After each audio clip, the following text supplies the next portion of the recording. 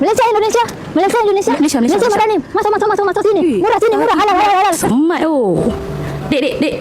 Apa? Kipas ada kipas. Habis kau ingat aku jual apa ni? Tasbih, jubah.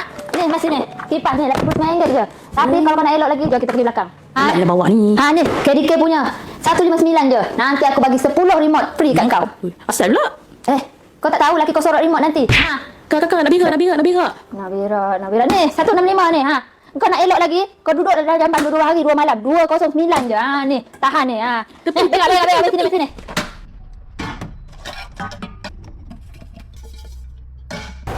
Korang kalau nak beli singki, korang ambil yang ni best seller dekat sini. Cepat habis. So dia ada 2 warna gold dan warna hitam. So kalau kau tanya aku akan ambil warna hitam lah. Tak terpulang nak ambil gold ke hitam. Kat sini singki dia pun ada macam-macam jenis, banyak. Ikut kepada bajet korang juga. Dia tengok bajet korang nak yang macam mana, nak besar mana, kecil mana. Yang paling murah dekat sini ada RM88 sahaja. Banyak barang kat sini. Engkau ni beli ni RM99 je. Boleh cermin muka kau tu. Kau kalau tak sedar diri, kau cermin muka kau kat sini. Cermin. Aku tak apa. Kau. Kak, ni berapa? 179 halal. 179 halal. Halal banyak. Kak, saya ada RM5 je ni. Kau jangan risau, kat sini lampu serendah RM4.5 aja. Pilih kau nak yang mana. Kau ada RM5, beli yang RM5. Senang.